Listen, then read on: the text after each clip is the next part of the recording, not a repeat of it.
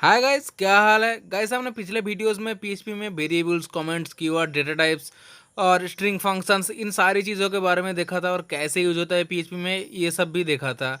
लेकिन आज हम देखेंगे पीएचपी में कौन से ऑपरेटर्स होते हैं, यानी पीएचपी में ऑपरेटर्स क्या होता है, कैसे यूज होता है, कहाँ यूज होता है, इन सारी चीज़ों के बारे में हम डिस्कस करने वाले हैं। तो चलिए वीडियो को आगे बढ़ाते हैं।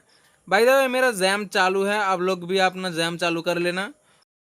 सबसे पहले तो मैं यहाँ पे कमेंट आउट कर देता हूँ कि आज का लेसन जो है वो है ऑपरेटर्स इन पीएचपी। और शुरू करने से पहले दोस्तों मैं आप लोगों को बता देता हूँ कि पीएचपी में कौन से ऑपरेटर्स होता है। वैसे तो पीएचपी में बहुत सारे ऑपरेटर्स होता है, लेकिन जो बेसिक मेन ऑपरेटर्स होता है वो चार टाइप के होता है दोस्तों। पहला जो हमारा ऑपरेटर है वो है एरिथमेटिक ऑपरेटर। और दूसरा जो हमारा पीएचपी में ऑपरेटर्स आता है वो है असाइनमेंट ऑपरेटर्स। और नंबर 3 पे है कंपैरिजन ऑपरेटर। और नंबर 4 पे है लॉजिकल ऑपरेटर्स। दोस्तों जो बेसिक चार ऑपरेटर्स है पीएचपी में वो यही चार है: arithmetic operator, assignment operator, comparison operator और लॉजिकल ऑपरेटर। इसके अलावा भी दोस्तों और भी ऑपरेटर्स होता है, जैसे कि स्ट्रिंग ऑपरेटर्स, एरे ऑपरेटर्स। लेकिन दोस्तों आप यही चार सीख जाओगे तो वो सब भी ऑटोमेटिकली आ जाएगा इनके अंदर। तो जो बेसिक ऑपरेटर्स है वो यही है। तो इनको मैं मल्टीपल कमेंट लाइन्स के थ्रू कमेंट आउट कर देता हूँ। सबसे पहले हम हमारे पहले ऑपरेटर्स की तरफ चलते हैं। तो पहला है हमारा अरिथमेटिक ऑपरेटर्स पीएचपी में। और अरिथमेटिक ऑपरेशन क्या होता है दोस्तों? अरिथमेटिक ऑपरेशन एडिशन होता है, सब्ट्रैक्शन होता है, मल्टीप्लिकेशन होता है, डिवीज़न होता है, मॉड्यूलर डिवीज़न होता है और एक्सपोनेंशियल होता है। तो इन सब को मैं पहले एक लाइन में कमेंट आउट कर देता हूँ। तो मैं ये जो अरिथमेटिक ऑपरेशंस होता है ये मैं यहाँ लिख के देता हूँ हमारे सहायता के लिए।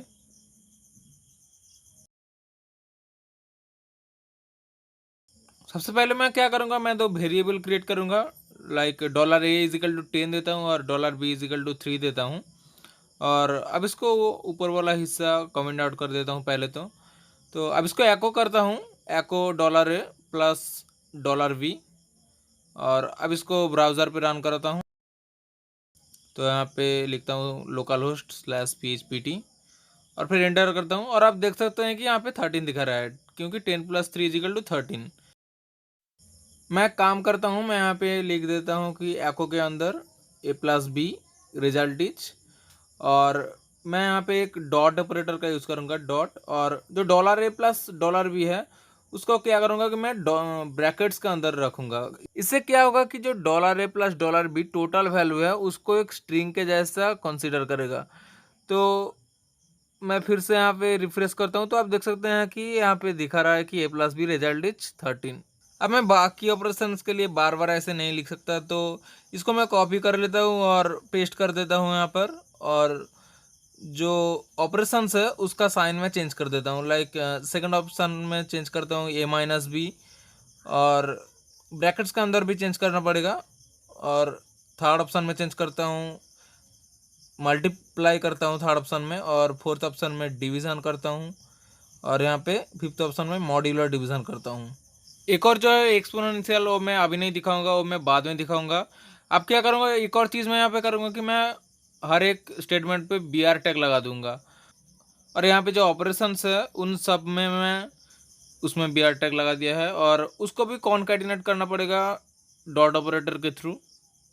आप देखते हैं कि रिजल्ट क्या होता है दोस्तों। तो आप देख सकते हैं कि यहाँ पे दिखा रहा है कि a+b result is 13, a-b result is 7, a multiplication b is 30, a division b is 3.333 और चलता रहेगा। और ए मॉड्यूलर डिवीजन भी रिजल्ट इज 1, क्योंकि 10/3 होता है और जो रिमाइंडर होता है वो 1 रह जाता है। तो बेसिकली मॉड्यूलस क्या है, तो मॉड्यूलस टेलर्स अबाउट रिमाइंडर। तो यहाँ पे मैं अब एक्सपोनेंशियल दिखाता हूँ। एक्सपोनेंशियल के लिए दोस्तों यहाँ पे लगाना पड़ेगा डबल स्टार। पीएचपी में एक्सपोनेंशियल के लिए डबल स्टार लगाना पड़ता है, तो इसलिए मैं बाद में बताना चाहता था। तो यहाँ पे मैं कमेंट आउट भी कर देता हूँ एक्सपोनेंशियल लिख के। और अब इसको रिफ्रेश करता हूँ तो देखते हैं क्या होता है। 10⁻³ जो कि 1000 होता है। तो a एक्सपोनेंशियल b इज 1000। अगला जो पीएचपी में हमारा ऑपरेटर था वो है असाइनमेंट ऑपरेटर। तो मैं पहले यहाँ कमेंट नोट कर देता हूँ कि असाइनमेंट ऑपरेटर लिख के। तो यहाँ पे भी मैं पहले एक वेरिएबल लेता हूँ dollar A is equal to 10। Sorry, मैं एक चीज़ भूल गया था जो बता रहा था मैं, जो यहाँ पे ए मॉड्यूलर डिवीज़न बी था, तो वहाँ पे मैं कमेंट आउट कर देता हूँ मॉड्यूलस ऑपरेटर टेल्स रिमाइंडर।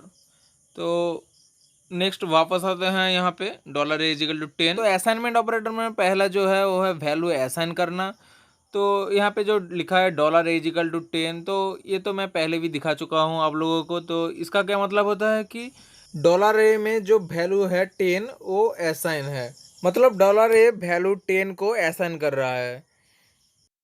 यहाँ पे मैं एक और चीज़ आप लोगों को दिखाता हूँ कि आप, मैं यहाँ पे टाइप करता हूँ कि dollar x is equal to dollar A, और फिर जो डॉलर एक्स को मैं एको करता हूँ, तो यहाँ पे टाइप करता हूँ एको और फिर डॉलर एक्स।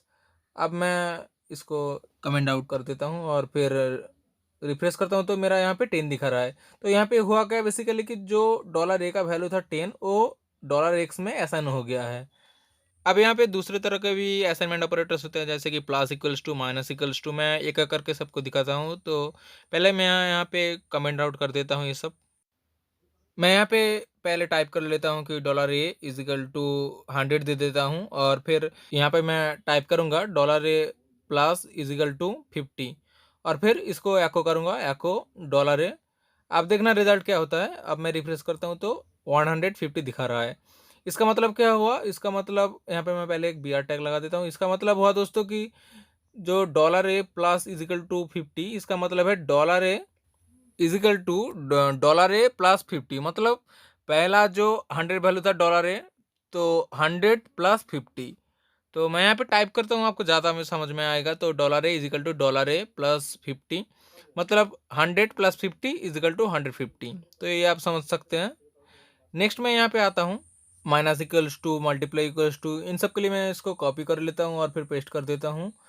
तो इसको माइनस कर देता हूँ और फिर एक और पेस्ट, और इसको मल्टीप्लाई कर देता हूँ, और फिर डिवीज़न और फिर मॉड्यूलर डिवीज़न एक एक करके भी कर, इन सबको भी कर देता हूँ।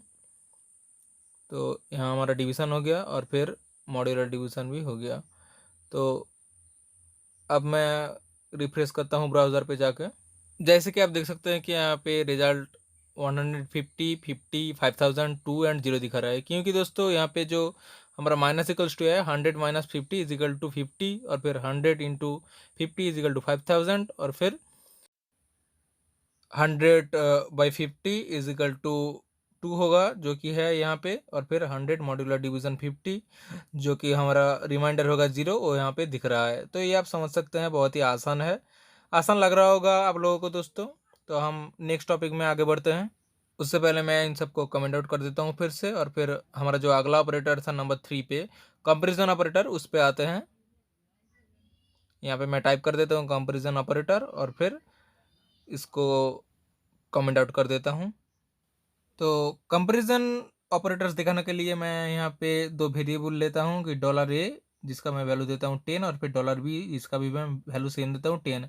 ये याद रखना दोस्तों कि मैंने दोनों वैल्यू सेम दिया है। और फिर एको करता हूँ कि echo for A is equal to B, result is, और फिर डॉट ऑपरेटर के थ्रू कॉन्केटिनेट करता हूँ, और फिर ब्रैकेट्स के अंदर लिखना है dollar A is equal to dollar B, और फिर इसको मैं डॉट ऑपरेटर के थ्रू कॉन्केटिनेट कर देता हूँ, और फिर एक बी आर लगा देता हूँ, और फिर यहाँ पे रिफ्रेश करता हूँ।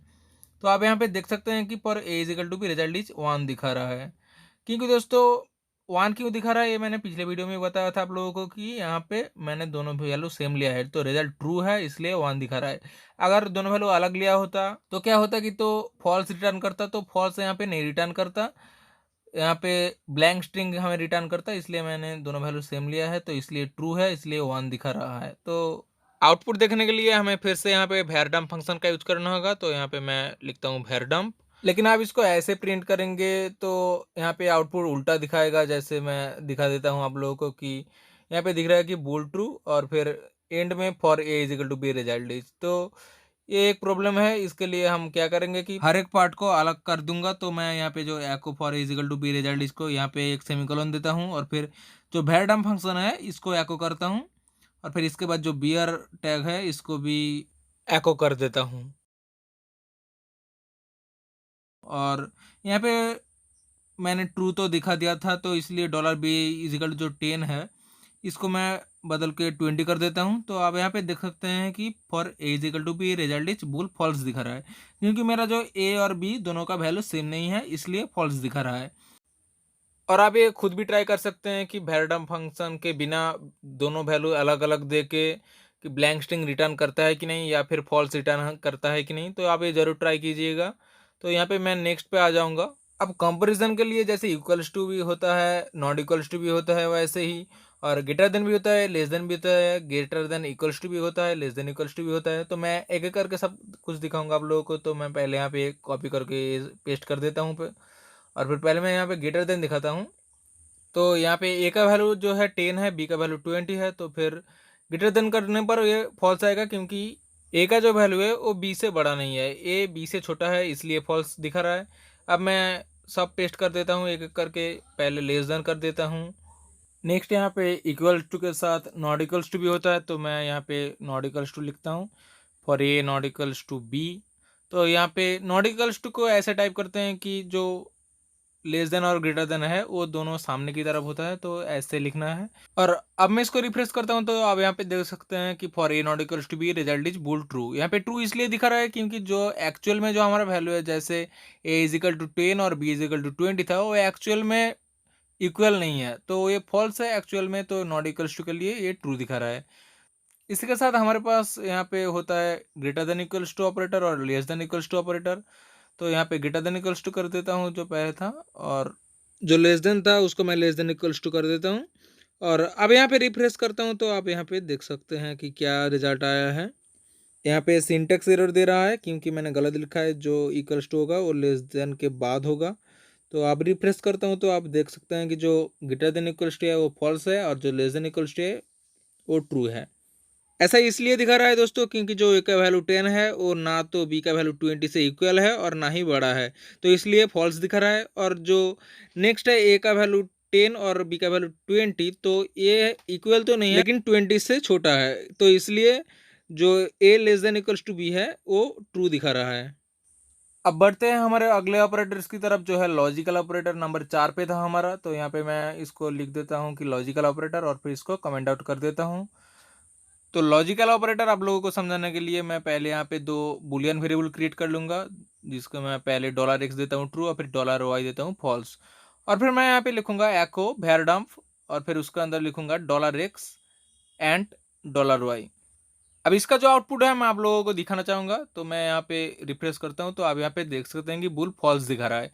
फॉल्स क्यों दिखा रहा है ये भी मैं आप लोगों को बता देता हूँ, क्योंकि यहाँ पे $x जो है वो ट्रू है और एक वेरिएबल जो $y है वो फॉल्स है। अब $x एंड $y, इसका मतलब क्या है? इसका मतलब दोनों वैल्यू को सेम होना होगा, मतलब दोनों वैल्यू को ट्रू होना होगा, अदरवाइज फॉल्स होना होगा, दोनों को सेम ही होना होगा। तो यहाँ पे दोनों वैल्यू ट्रू सेम नहीं है, तो इसलिए ये फॉल्स रिटर्न कर रहा है। मैं यहाँ पे एक और चीज़ दिखा देता हूँ कि $y की जगह ट्रू रिटर्न करता हूँ। तो और यहाँ पे रिफ्रेश करता हूँ, तो यहाँ पे रिफ्रेश करने पर ये दिखा रहा है कि बुल ट्रू, मतलब दोनों सेम है, दोनों सच है, इसलिए ट्रू रिटर्न कर रहा है। अब मैं नेक्स्ट क्या करूंगा, $x का जो वैल्यू है उसको मैं फॉल्स कर दूंगा, और यहाँ पे जो $x एंड $y है, एंड की जगह मैं और लिख दूंगा। इसका मतलब क्या हो कि $x और $y दोनों में से कोई भी एक ट्रू हुआ तो ये ट्रू रिटर्न करेगा, दोनों में से कोई भी एक सच हुआ तो ये ट्रू रिटर्न करेगा। तो मैं यहाँ पे आउटपुट आप लोगों को दिखा देता हूँ कि क्या रिटर्न कर रहे हैं। तो मैं यहाँ पे ब्राउजर में चलता हूँ, और रिफ्रेश करने पर आप यहाँ पे देख सकते हैं कि भूल ट्रू दिखा रहा है। तो यहाँ पे मैं $y की जगह भी फॉल्स कर देता हूँ, दोनों फॉल्स करके देख लेता हूँ कि क्या होता है। तो मैंने यहाँ पे दोनों फॉल्स कर दिया है, और फिर रिफ्रेश करता हूँ तो बुल फॉल्स दिखाई, क्योंकि दोनों में से कोई भी एक ट्रू नहीं है, दोनों ही फॉल्स है, इसलिए फॉल्स रिटर्न कर रहा है। अगर मैं यहाँ पर $x और $y दोनों का वैल्यू ट्रू कर देता हूँ, और फिर यहाँ पे ब्राउजर पे रिफ्रेश करता हूँ, तो देखना क्या होता है कि तो यहाँ पे बुल ट्रू रिटर्न कर रहा है, क्योंकि दोस्तों यहाँ पे जो दोनों का वैल्यू ही ट्रू है, तो कोई भी एक वेरिएबल का वैल्यू अगर ट्रू निकला तो और ऑपरेशन पे ट्रू रिटर्न करेगा। अब मैं यहाँ पर आप लोगों को एक और चीज दिखाना चाहूंगा, वो है कि आप एंड और ऑपरेशन को एक और तरह से लिख सकते हैं, और वो है कि जो एंड है उसको आप डबल एम्परसन देके भी लिख सकते हैं, और जो और है इसको आप डबल जो पाइपलाइन होता है हमारा कीबोर्ड में, तो लॉजिकल और इसको आप लिख सकते हैं डबल पाइपलाइन देके। तो यहाँ पे हमारा जो फर्स्ट और थर्ड लाइन है वो है एंड ऑपरेशन, और सेकंड और फोर्थ लाइन है वो है और ऑपरेशन।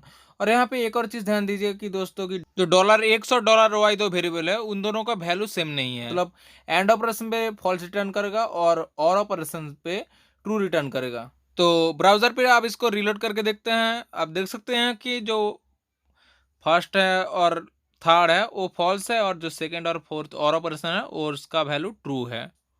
मतलब आप एंड को डबल ऑपरेशन और ऑपरेशन को डबल पाइपलाइन से लिख सकते हो।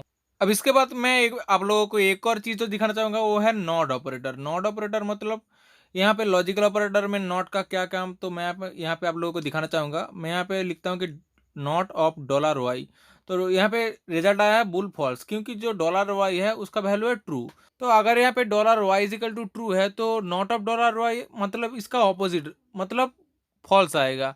तो यहाँ पे इसलिए बुल फॉल्स आया। मैं यहाँ पे अगर डॉलर नॉट ऑफ $X करता हूँ तो नॉट ऑफ $X यहाँ पे है फॉल्स, तो वहाँ पे ट्रू आएगा। तो मैं यहाँ पे एक चीज़ और जो कहना चाहूँगा वो है कि हम ऑपरेटर्स तो सीख रहे हैं, लेकिन हम इसको यूज़ कहाँ करेंगे। तो नेक्स्ट हम जब स्टेटमेंट्स या कंडीशन सीखेंगे तो वहाँ पे हमारा जो ऑपरेटर्स है, जो बुलियन वैल्यूज है, अगर इफ एल्स कंडीशन हम यूज करेंगे बाद में, तो यहाँ पे वहाँ पे हमारा ये सब काम में आएगा। तो हम बाद में इसको नेक्स्ट वीडियोस में हम इसको कंटिन्यू करेंगे। तो यहाँ पे मैं अदर ऑपरेटर्स जो होता है पीएचपी में वो भी मैं आप लोगों को यहाँ पे बता देता हूँ। हालांकि जो एरिथमेटिक, लॉजिकल, असाइनमेंट जो 4 ऑपरेटर्स मैंने आप लोगों को बताया है, आप यही सीख गए तो यहीं से आपका काम चल जाएगा। लेकिन मैं अदर जो ऑपरेटर्स है वो भी बता देता हूँ, तो इसलिए नंबर 5 पे मैं यहाँ पे लिखूंगा इंक्रीमेंट और डिक्रीमेंट ऑपरेटर्स। तो इसको समझाने के लिए मैं यहाँ पे एक वेरिएबल लूंगा $X, जिसका मैं वैल्यू दूंगा 10। और इसके बाद मैं यहाँ पे एको करूँगा, लिखूँगा कि एको, और इसके अंदर लिखूँगा $X और प्लस प्लस। नेक्स्ट मैं क्या करूँगा, एक और लिखूँगा कि एको $X लिखूँगा। तो यहाँ पे मैं रिफ्रेश करता हूँ तो आप देख सकते हैं कि रिफ्रेश करने पर यहाँ पे आउटपुट दिखा रहा है 10 और 11। मैं आप लोगों को समझा देता हूँ कि यहाँ पर क्या हुआ है। यहाँ पर मैंने पहले $X प्लस प्लस लिखा और फिर $X लिखा, तो यहाँ पे हमारा क्या हुआ कि जो पहले $X का वैल्यू 10 था वो प्रिंट हुआ, उसके बाद इंक्रीमेंट हुआ $X प्लस प्लस, उसके बाद एक इंक्रीमेंट हुआ। तो अब ये समझ गए होंगे कि पहले 10 और उसके बाद 11 क्यों आया। अब मैं यहाँ पर एक और चीज़ दिखाता हूँ कि अगर मैं $X से पहले प्लस प्लस लिखता हूँ तो क्या होता है। तो हमारा रिजल्ट आता है कि दोनों 11 आ रहा है। ऐसा इसलिए हुआ कि पहले प्लस प्लस मतलब पहले हमारा इंक्रीमेंट हुआ, जो 10 था उसका वैल्यू पहले एक इंक्रीमेंट होके 11 हुआ, और उसके बाद $X एक और 11 प्रिंट हुआ। तो ये था फर्स्ट इंक्रीमेंट देन प्रिंट्स, और इससे पहले वाला था फर्स्ट प्रिंट देन इंक्रीमेंट। तो अब ये समझ गए होंगे कि ये कैसे काम कर रहा है। मैं माइनस के लिए भी ये दिखा देता हूँ आप लोगों को। माइनस के लिए भी सेम ही है, तो मैं यहाँ पे $X माइनस माइनस करता हूँ और फिर प्रिंट करता हूँ। तो आप यहाँ पे देख सकते हैं कि 10 और 9 दिखा रहा है। ऐसा क्यों दिखा रहा है, तो यहाँ पे है फर्स्ट प्रिंट देन डिक्रीमेंट, मतलब पहले 10 प्रिंट कर रहा है और उसके बाद माइनस माइनस करके एक घटा दे रहा है, तो 9 प्रिंट कर रहा है। और अगर मैं इसके पहले माइनस माइनस $X करता हूँ तो यहाँ पे डबल 9 दिख रहा है, क्योंकि दोस्तों पहले यहाँ पे डिक्रीमेंट कर रहा है और फिर उसके बाद उस वैल्यू को प्रिंट कर रहा है। तो पहले डिक्रीमेंट करने से 10 से एक बाद जाने से 9 होगा, और उसके बाद उसको अगर $X प्रिंट करेंगे तो वो 9 प्रिंट होगा, तो इसलिए डबल 9 दिखा रहा है। तो उम्मीद करता हूँ दोस्तों आप ये समझ गए होंगे। अगर आप भी आपके मन में कोई छोटा सा भी डाउट रहे इसको लेके तो आप हमें कमेंट में ज़रूर बताएं, हम वहाँ आपकी डाउट क्लियर करना चाहेंगे। नेक्स्ट नंबर 6 पे हमारा जो एक और ऑपरेटर मैं आप लोगों को बताना चाहूँगा, और वो है कंडीशनल और टर्नरी ऑपरेटर। तो यहाँ पे मैं नंबर 6 लिख के इसको कमेंट आउट कर देता हूँ पहले, और इसके बाद इसको समझाने के लिए मैं यहाँ पे एक वेरिएबल क्रिएट करूँगा $X, और जिसका मैं वैल्यू दूंगा -100। अब कंडीशनल और टर्नरी ऑपरेटर्स को कैसे लिखना है ये मैं आप लोगों को दिखाता हूँ। मैं एको के अंदर लिखूंगा $X ग्रेटर देन 0। अगर $X 0 से ग्रेटर हुआ तो पहले इसको कैसे लिखना है ये बता देता हूँ। तो ब्रैकेट्स के अंदर कंडीशन देना है और फिर क्वेश्चन मार्क देना है और फिर जो आपका लिखना है वो लिख सकते हैं कि नंबर पॉजिटिव, और कोलन देना है नंबर नेगेटिव। तो यहाँ पे दोनों कंडीशन मैंने दिया है, नंबर अगर 0 से बड़ा हुआ तो पॉजिटिव और अगर छोटा हुआ तो नेगेटिव। तो यहाँ पर मैं रिफ्रेश करता हूँ, तो रिफ्रेश करने पर क्या दिख रहा है मैं आप लोगों को दिखाता हूँ। रिफ्रेश करने पर हमारे यहाँ पर नंबर नेगेटिव दिख रहा है, क्योंकि जो -100 है वो ऑब्वियसली 0 से छोटा है, और अगर माइनस की जगह +100 किया तो यहाँ पर नंबर पॉजिटिव दिख रहा है, क्योंकि जो 0 से बड़ा है 100 इसलिए नंबर पॉजिटिव दिखा रहा है। नेक्स्ट पीएचपी में इसके अलावा स्ट्रिंग ऑपरेटर्स भी होता है और एरे ऑपरेटर्स भी होता है, लेकिन ये आपका उतना काम में नहीं आएगा, तो आप इसको नहीं जानेंगे तो भी कोई बात नहीं है। अगर आप इसको जानना चाहे तो आप इसको गूगल से सीख सकते हैं, देख सकते हैं कि क्या है, कोई बड़ी बात नहीं है। दोस्तों, अगर आप अंत तक आ गए हैं तो वीडियो को लाइक ज़रूर करते जाइए और कमेंट करते जाइए कोई भी प्रॉब्लम हुआ तो। और हमारे चैनल को सब्सक्राइब ज़रूर करना दोस्तों। अगर आप प्लेलिस्ट अभी तक एक्सेस नहीं किया पीएचपी का, तो डिस्क्रिप्शन में लिंक है, उसको ज़रूर एक्सेस कर लीजिए ताकि हमारा आगे का वीडियो आपको मिलता रहे। मिलते हैं अगले वीडियो में, तब तक के लिए जय हिंद।